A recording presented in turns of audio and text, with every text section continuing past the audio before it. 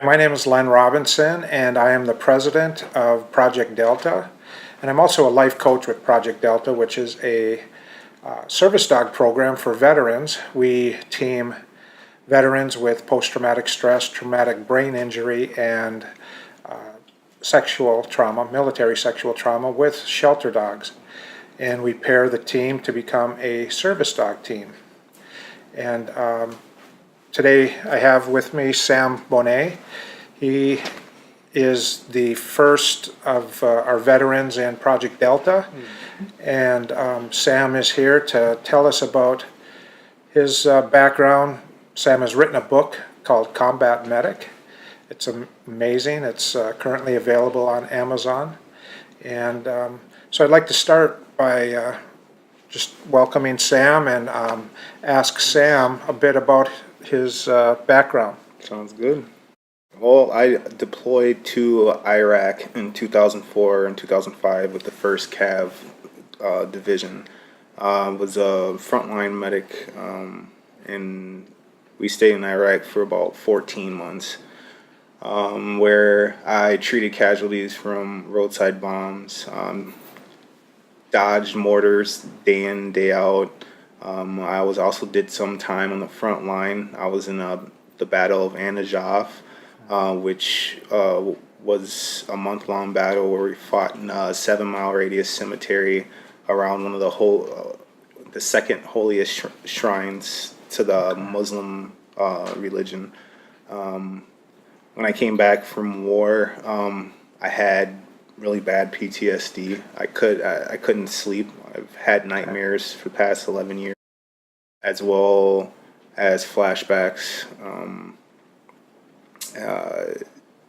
I've been fighting with PTSD for the past 11 years. Basically becoming a hermit, not wanting to leave my house because I feel like there's going to be something that happens. Either a bomb's going to go off or a building's going to blow up when I walk in it, because I've seen it happen a lot of times. I was in a really, really bad place after coming back home from war, which a lot of veterans are. Quick question: when you were in Iraq, you were a combat medic. Combat medic, yes. And you were one of how many medics in your? In my company, we had about, I'd say 40. On 3 different platoons. One platoon was the headquarter platoon. The other platoon was ambulance, and then there was a trauma team. The trauma team worked in the hospital and the ambulance, which I was in. We drove around the ambulances and handled emergencies, most emergencies that happen on base. Okay, so on base. Yes. Would you out in the battlefield as well? On the battlefield, I was attached to an infantry unit because all of our soldiers were falling. There's about 30 some odd casualties that I took care of myself, evacuating before I even went into battle. Okay, wow. How long was your deployment? It was from 2004. I actually deployed on my birthday, January 8th, 2004, my 21st birthday. Happy birthday. Yeah. And then I came back home in March 2005. Okay. Yeah. And would you mind going into kind of the backstory of how you became aware of the post-traumatic stress? Kind of. It took a while before I even noticed and anything changed. It's just life back in the States. It just progressed into the nightmares and the drinking, into seeing having flashbacks when I'm on my own.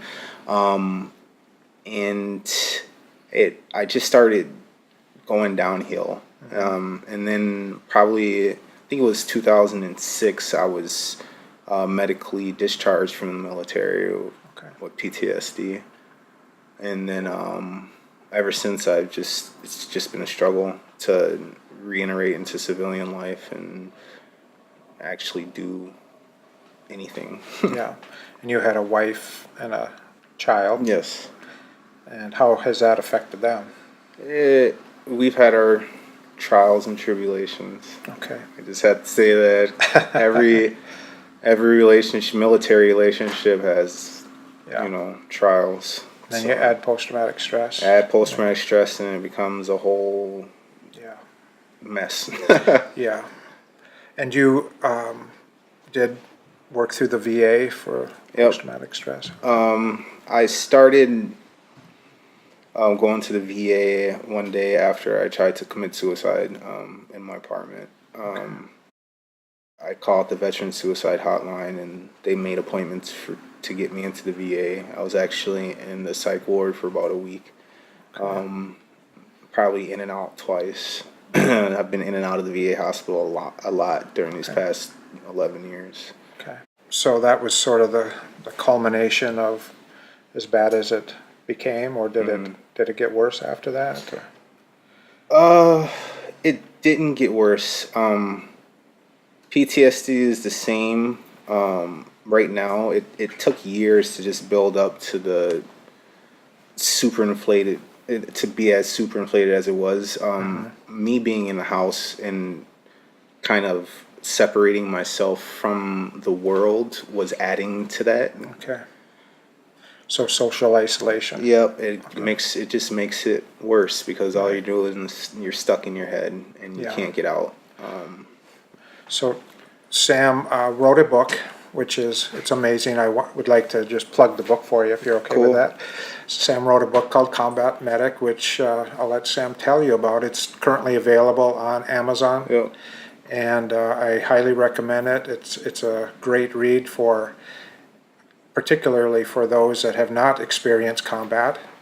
It sheds a light on what it's really like to be in combat. And so Sam, do you mind talking about what brought about the book? What was Sure. the inspiration? Like I said before, when I was tried to commit suicide, I had a knife on my wrist, and God told me to stop. And I had kind of like a conversation with him in my mind about my life, and he told me that he gave me a family. Why am I not fighting for him? Why am I not with them? Why do I keep running away? He just told me to get help, and that's when I called the Veterans Suicide Hotline. While I was still, getting worked on at the VA and, being a hermit in my house, I just noticed that I wasn't progressing anywhere. And I had another conversation with God, and he told me to write a book.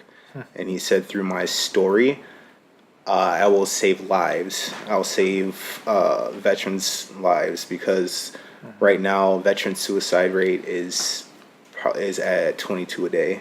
And that's one of the things that motivated me into writing the book is try to get America in the mind frame of a foot soldier and what it's like to go to war day in, day out, what you see at war, and then coming home and nothing being the same as when you left. Yeah. Okay, awesome. And so the book was what length of time did it take to? It took about 4 months for me 4 months. to write, and I wrote it in 2 months, and then it took me another 2 months to go over, edit, and make it flow like I wanted to flow. There's actually everything that happened in Iraq. There's only about 25 to 30% of it in the book. There's a lot that I had to cut out just to get the story focused and where I wanted it to go. Right. So I made it an intense read for a certain purpose. Yeah. Yeah. And what the purpose again was to give the experience of what it's like to go to war and what it's like to deal with PTSD. And it does do that, I Yeah. gotta say. It's graphic, but very well written. Thank you. Yeah, nice job on that. And so, since the writing of the book, how have things changed? Well, one of the things that has changed, the book has opened a conduit of opportunities for me, especially with Project Delta. After meeting with Project Delta and being paired with Tank, my service dog, I found that I was able to get out more, be in public more, and it was having Tank help me be out in public and promote. I would still have a flashback, but he pulled me back from it. Having a service dog helps so much. It Yeah. keeps me grounded and it helps me get out of the house. And it's not like the PTSD is gone. It's just Yeah. manageable. Right. Yeah. That's awesome. And so Tank, your service dog, there's that in itself has been quite a story, and Yeah. some hurdles and such that we'll get into. So finding Project Delta, finding Tank, overall, how would you say that has contributed to where you're at now? Oh, where am I now? Well, this time last year, I just finished my book and I hadn't done much. I was retired for about a year and a half, medically retired from work because of chronic pain and stuff. Yeah. Like now, I have a website going. I'm working on 2 other books. I'm also working with nonprofit organizations, and I'm pretty much not limiting myself in what I can do because I have a mission that I need to accomplish, and that is save more lives. Excellent. Yeah. All right. And if you're okay with this, the next series of videos, it would be great to maybe introduce Tank and talk about that transition and where we're at with Tank. Yeah.